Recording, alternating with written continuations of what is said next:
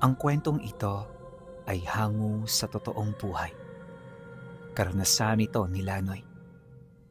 Taong 1934, Tanay, Rizal.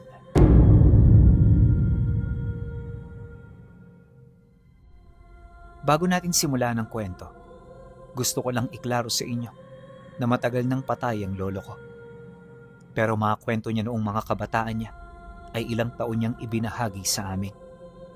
At ito ang kwento ni Lanoy, ang isang binatang naging antingero, dulot ng puot at galit. Sa edad ni Lanoy na 12 anyos, naranasan na niya ang buhay ng isang batang hindi pinapangarap ng karamihan.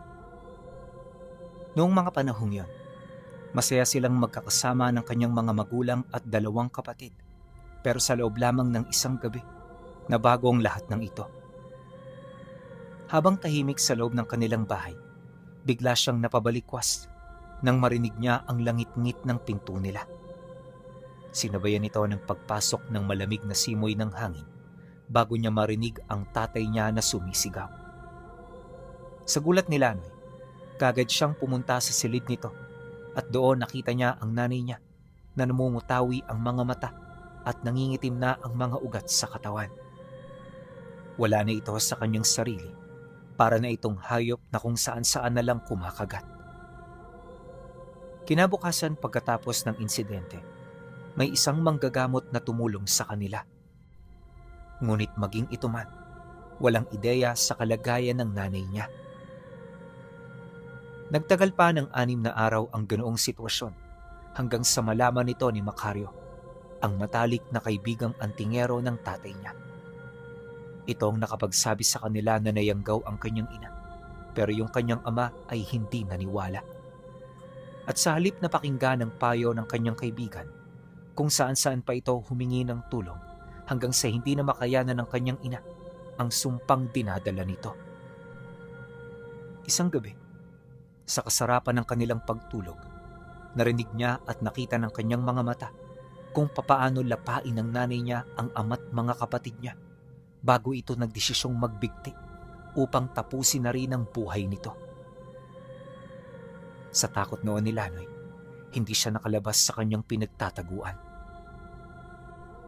Umaga na nang magkaroon siya ng lakas ng loob, kaya hindi na sila noon natulungan ng kanilang mga kababaryo. Pagkalibing ng pamilya, si Lanoy ay kinuha ni Macario. Tutul siyang sumama rito pero wala siyang pagpipilian. Magmula noon, ang buhay niya ay parang wala ng pag-asa. Isa na lang siyang batang sumasabay sa agos ng panahon. Walang pangarap at walang gustong makamit. Yun bang naghihintay na lang siya ng oras ng pagkamatay niya? Pero para sa antingero, ang buhay ni Lanoy ay nagsisimula pa lamang. Nang medyo makabawi-bawi na siya, tinuruan siya nito ng pamamaraan ng isang mandirigma. Nakumbinsi siya ni Macario na mag-aral ng dasal at kumbate upang mapagbayad ang mga nilalang na may sala sa pagkamatay ng kanyang pamilya. Pinaniniwalaan ito ng batang yon pinuno, kaya sa loob ng 10 taon, nagsanay siya sa ilalim ng poder nito. At bilang dalubhasa sa karunungan si Macario, marami itong naipasa sa kanya pagdating sa mga orasyon, dasal, poder, at lalong-lalo na pagdating sa mutya. Pagkaraan ng 1 dekada, si Lanoy ay ibang tao na. Bagaman binata pa, ang kanyang pamamaraan ng pag-iisip ay halos pangmatanda na. Hindi siya madaling matakot ng kung sino at alam niya kung ano ang kanyang ginagawa. Nang makamit niya ang ganoong estado, nanatili siyang nakabuntot sa kanyang maestro anumang oras at pagkakataon. Dito, naranasan niyang manggamot, tumungo sa mga baryo na may mga kakaibang nilalang na nakatira at pumatay ng mga nilalang na nambibiktima. Madalas na napapaslang nila ay yung mga aswang na pilit nakikihalubilo sa bayan ng mga tao. Ito ang naging sentro ng buhay nila ng kanyang maestro hanggang sa sumapit ang taong nabanggit. Sa panahong ito pinuno, si Lanoy ay nasa edad 30 anyos na Si Macario naman ay matanda na. Base sa kanyang pagkakatanda, nasa edad 90 anyos na ito. Mahina na't hindi na halos makalakad, kaya ang karamihan sa mga gawain ay sa kanya na naipasa. Hinahati niya ang araw niya sa pagsisilbi niya sa maestro at pagbibigay ng tulong sa mga taong nangangailangan ng aral na taglay niya. Isang araw, pagbalik niya sa kanilang bahay, nadatnan niya si Macario na naghahabol na ng hininga. Tulala na ito at nakatingin sa malayo, tapos hindi na yun gaanong nakakagalaw. Lo, ano hong problema? May kailangan ba kayo? Sabihin niyo lang ho, ibibigay ko sa inyo. Ngunit sa halip na sagutin ito ng matanda, ngumiti lang ito habang dahan-dahang inilalapat sa kanyang kamay ang mga palad nito. Makinig ka, Apo. Wala ka nang magagawa para sa akin. Dito na magtatapos ang panahon ko. Isang bagay na kahit ang isang dalubhasang antingerong may alam sa maraming karunungan ay hindi matatakasan. Heto, tanggapin mo. Ito ang huling pamana ko sa iyo. Pagkasambit nito ni Tandang Macario, unti-unti nitong ibinuka ang kanyang palad. At dito, nakita ni Lanoy ang isang kwintas na may itim na pangil ng kung anong hayop. Inabisuhan siya ni Tandang Macario na isuot niya ito sa lahat ng oras at pagkakataon. At kanya naman itong ginawa. Kalaunan, ang matanda ay tuluyan ng nagpahinga. At si Lanoy na ang nagmay-ari ng lahat ng ari-ari ang naiwan nito. Maraming kayamanang naitago ang matanda, kaya naman ang buhay niya ay naging mas marangya kesa nung una. Pero sa lahat ng naiwan nito, ang mga libreta lamang ang nagkaroon ng interes sa kanyang mga mata. Nang maihatid niya na yon sa huling hantungan, dito na nagsimulang lumapit ang mga tao sa kanya.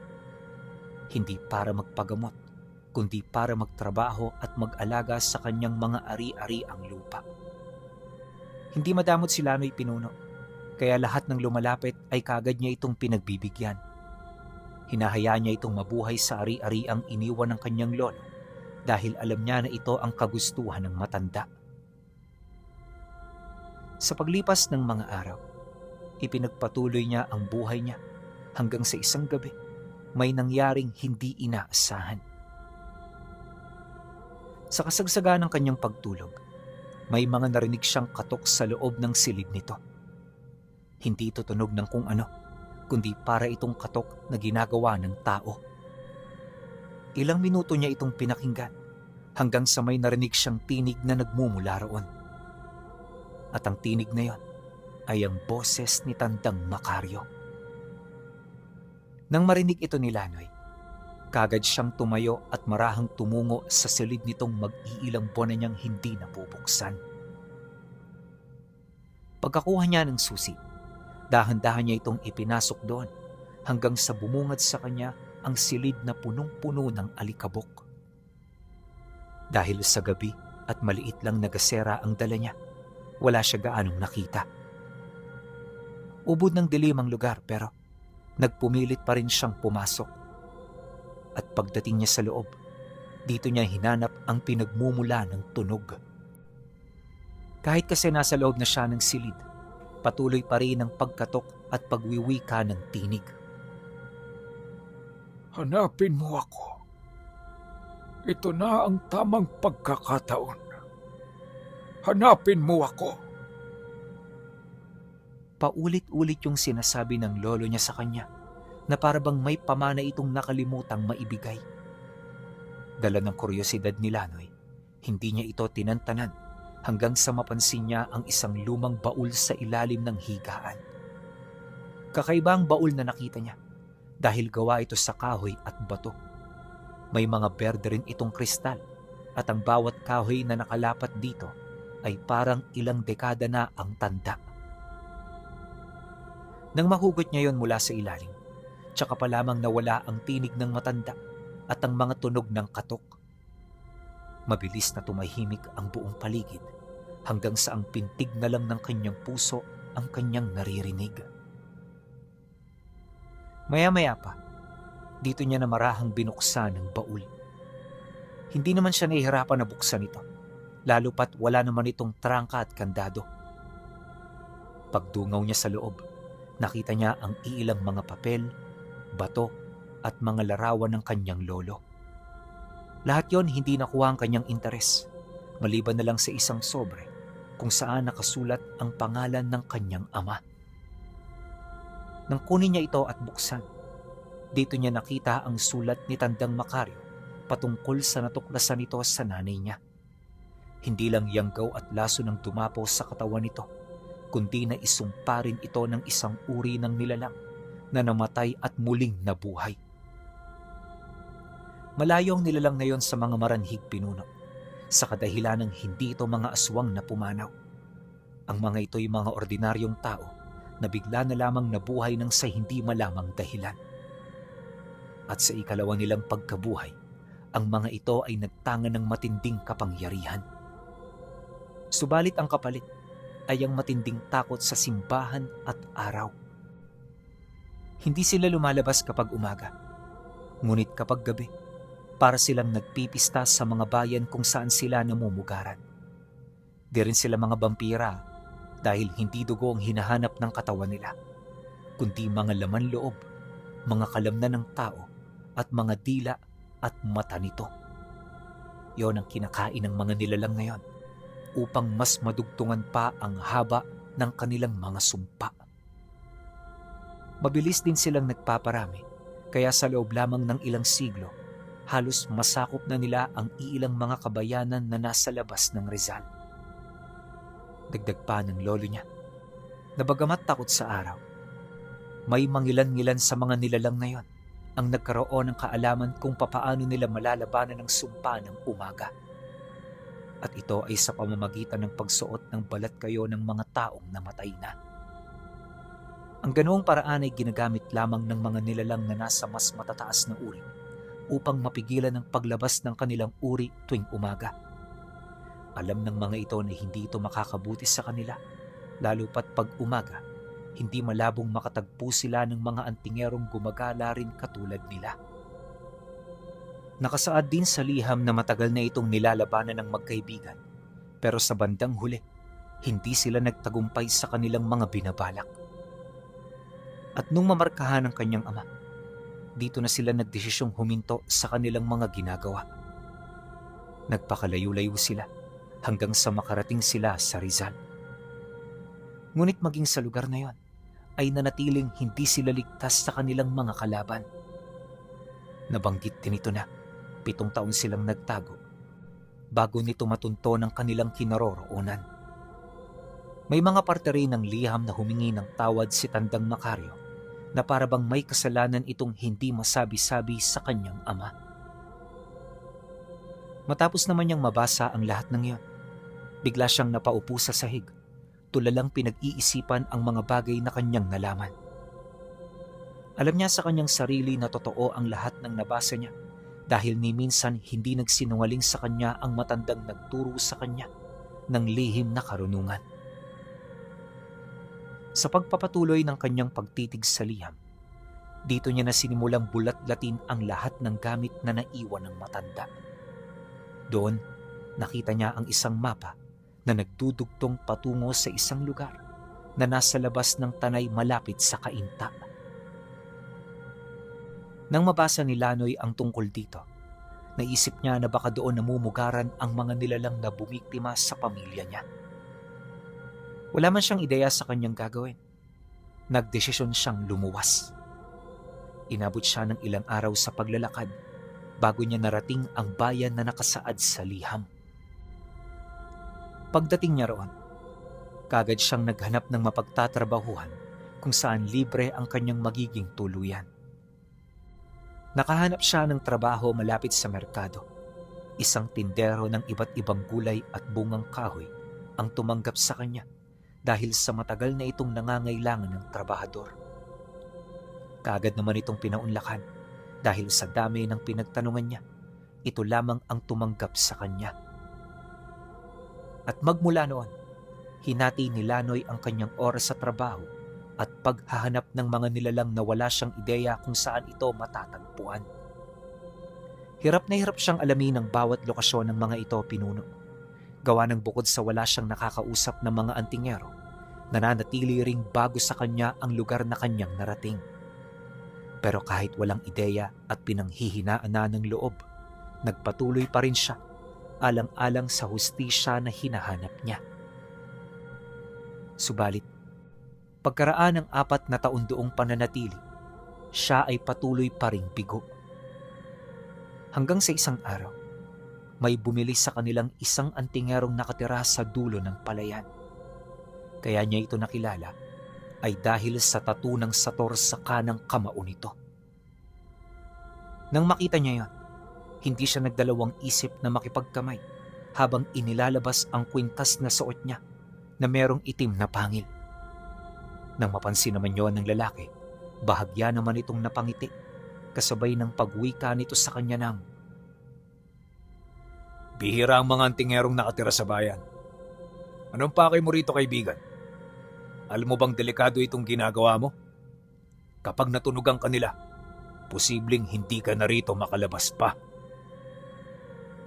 Nang marinig niya ang sinabi nito, kagad niyang inilapit ang mukha niya rito habang pasimpleng bumubulong ng, Wala pa naman akong nararanasan sa loob ng ilang taong pananatili ko. Pero kung may nalalaman ka, maaari ba akong tumuloy sa bahay mo?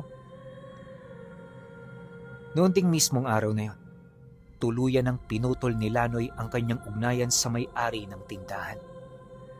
Kagad siyang lumapit sa bahay ng antingerong nakilala niya hanggang sa madatnan niya ang estado ng tahanan nito. Sa dulong parte ng palayan, kung saan sariwa ang hangin at may maganda at malusog na kapatagan, nakatayo ang isang simple at maliit na kubo.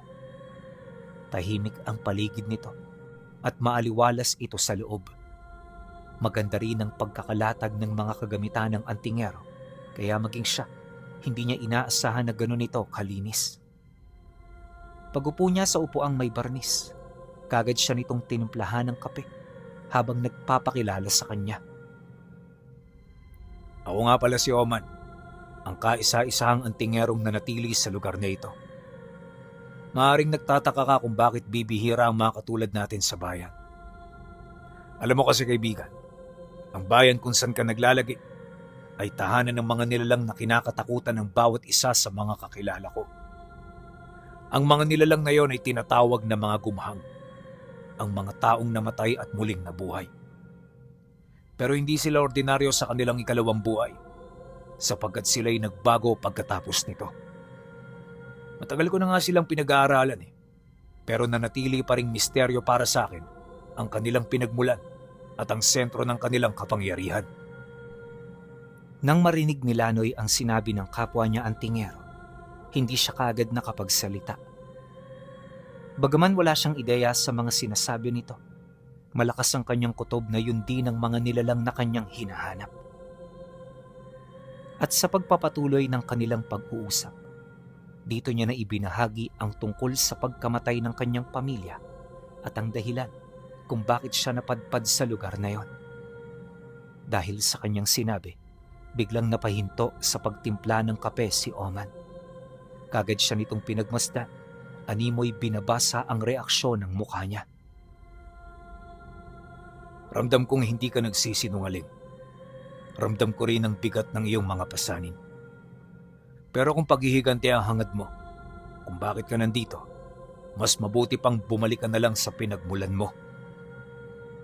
Walang kwenta ang paghihigante sa mga nilalang na yon, Lanoy. Dahil ang mga yon ay bunga rin ng ganoong emosyon.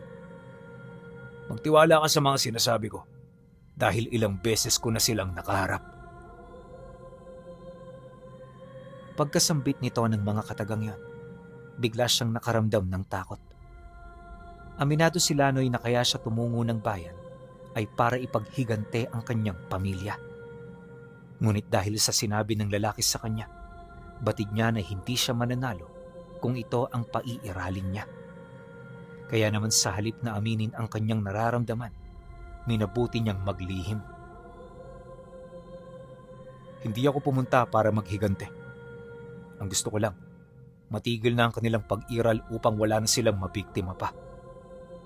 Hindi ko hahayaan na may mga pamilyang matulad sa kalbaryo na aking sinapit.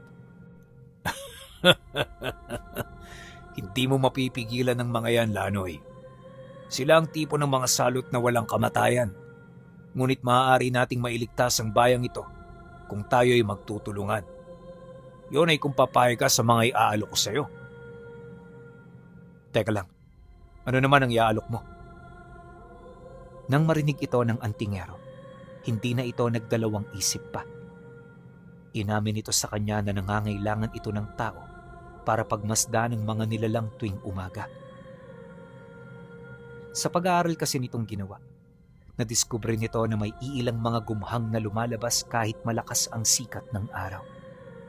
Dagdag pa nito na, yon ang mga nilalang na nais niyang mahuli dahil malakas ang kutob nito na ang mga ito makapagbibigay sa kanila ng kaalaman kung papaano yun umiiral sa mundo ng mga buhay.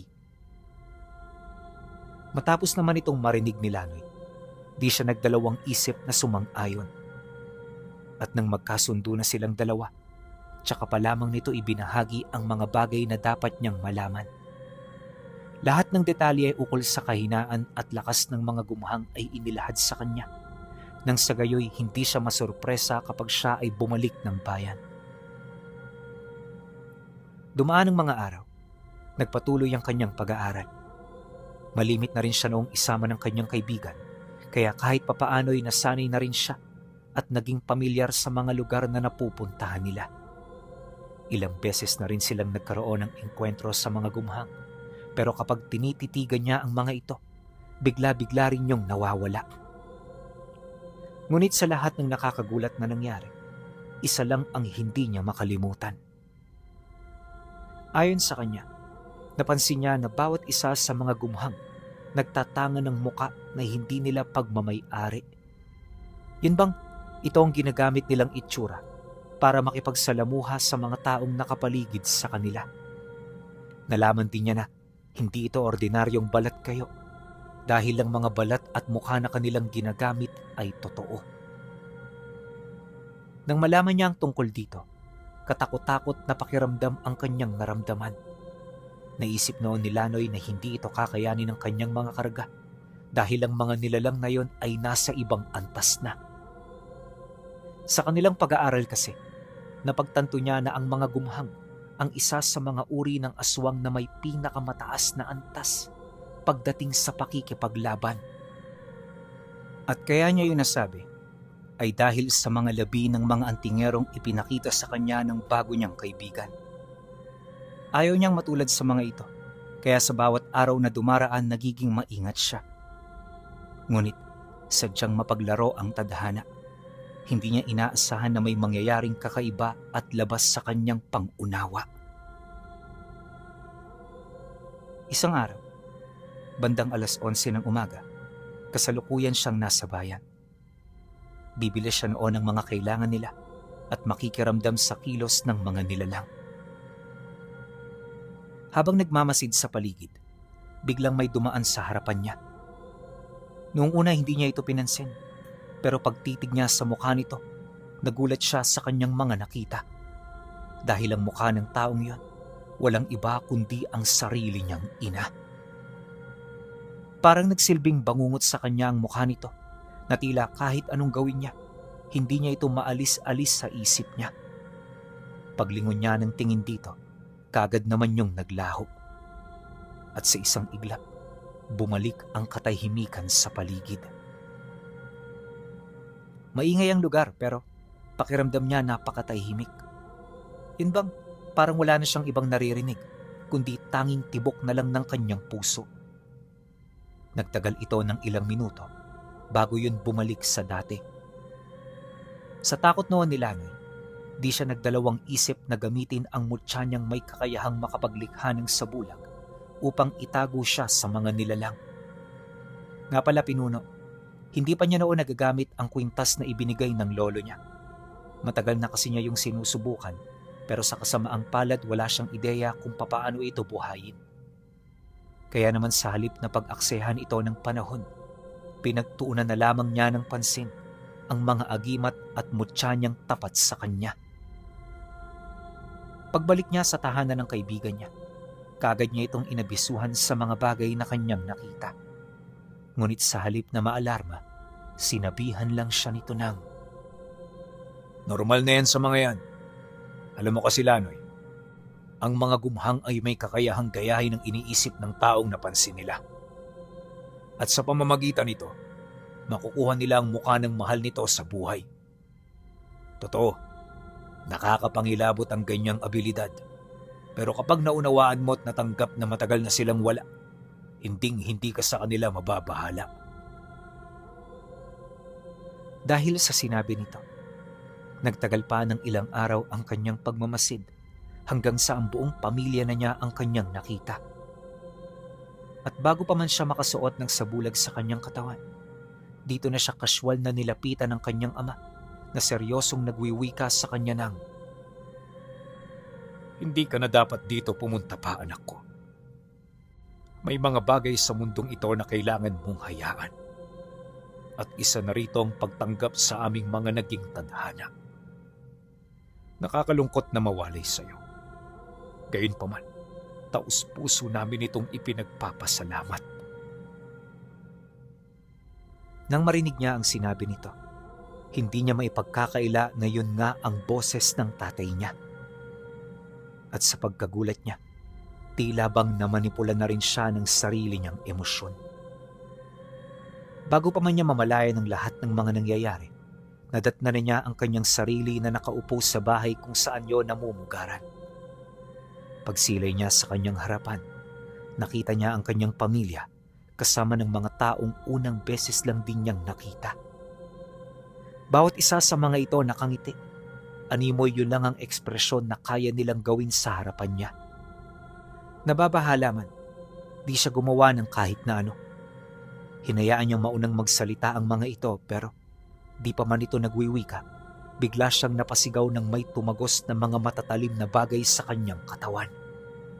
Pagsilay niya rito, nakita niya ang mga itim na bakal na tumagos sa kanyang binti, braso at maging sa likod.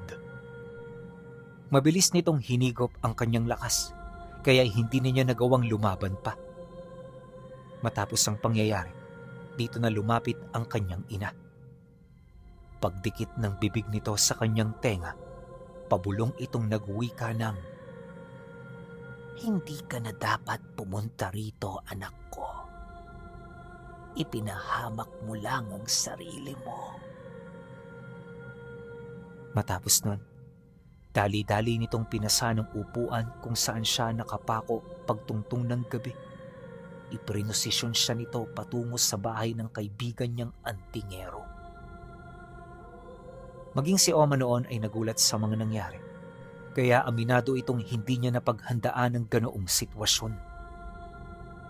Pagsilay nito sa kanila na papalapit, wala na itong nagawa kundi ang bumalik sa loob ng bahay niya. Inakala ng kaibigan niyang antingero na ligtas siya sa loob ng mga ginawa niyang pangontra, pero nagkamali siya. Lingid sa kanyang kaalaman, ang mga gumahang ay hindi naaapektuhan ng kahit na anong orasyong binibigkas ng tao. Para sila'y manghina at matalo, kailangang isang bibino ang gagawa nito. Isang bagay na hindi nila taglay. Pagkaraan ng ilang minuto, buong puwersa nang sumugod ang mga gumahang. At sa loob lamang ng ilang segundo, winasak nito ang bahay ni Oman kasabay ng pagtuhog nito sa pinakagitna ng kanyang katawan. Mabilis nila itong itinarak sa lupa hanggang sa dahan-dahan ang umunat ang katawan nito habang unti-unting nawawala ng malay. Matapos ang pangyayari, siya naman ang isinunod ng mga nilalang. Kagaya ng kaibigan niya, tinuhog siya ng mga ito ng bakal kasabay ng pagtarak ng kabilang dulo nito sa lupa. Matapos nun, iniwan sila nitong nanghihina at walang kalaban-laban. Akala noon ni Lanoy mamamatay na siya, pero kinaumagahan, may nakita siyang pag-asa na hindi niya inaakala. Sa palad ng kaibigan niyang namatay, may nakataling lubid na may nakalawit na garapong may lamang pulang bato. Hindi niya alam kung ano ito, pero taus-puso niya itong sinampalatayanan. Nang hihina man at halos mawala na ng lakas, pilit niyang kinuha ang batong yon hanggang sa nagawa niya na itong mapasakamay. Pagbukas niya ng garapon, agad niya itong nilulon habang taimtim na nagdarasal. Ilang minuto pa ang lumipas, si Lanoy ay tuluyan ng nawala ng malay. Pero paggising niya, nagulat siya nang wala na sa tabi niya ang kaibigan niya. Di na rin siya nakatuhog at ang sugat niya sa bandang tiyan ay nawala na. Malayo na rin siya sa tahanan ni Oman na kung saan milya-milya na ang distansya nito mula sa bayan na kanyang pinagtirahan. Gulong-guluman, sinikap niyang unawain ng lahat pero sa bandang huli nabigo siya. Hanggang sa may nakilala siyang isang matanda na nakapagsabi ng tungkol sa abilidad na taglay niya. Ayon sa matandang yon, ang nilulun niyang bato ay namutawi sa kanyang katawan, kaya kahit wala itong bakas, ramdam nito ang presensya ng mutyang taglay niya. Nabanggit din ito na may kakayahan ng bato na habiin ang realidad alinsunod sa kanyang gustong mangyari. Isa itong mataas na antas ng mutya pinuno. Ang kaso lang, mutya ito ng kaliwa at bawat kahilingan na nagmumula rito nangangailangan ng matinding alay at sakripisyo. At ang alay sa pagbigay nito sa kanya ng ikalawang buhay ay ang pagkaputol ng kanyang kanang kamay. Gayunpaman, hindi ito naging hadlang upang ipagpatuloy niya ang kanyang buhay. Pero sa pagkakataong yon, hindi na ito nakatuon sa paghihiganti. Nagbagong buhay si Lanoy Pinuno at lahat ng masalimuot na kanyang karanasan ay kanya nang nilimot. Kalaunan, nagkaroon na rin siya ng masaya at maayos na pamilya. Sapat na ito para hindi na maalala pa ang galit ukol sa pagkamatay ng kanyang pamilya na naging kasangkapan ng mga gumhang. Ang lahi ng mga aswang na dibino lang ang katapat.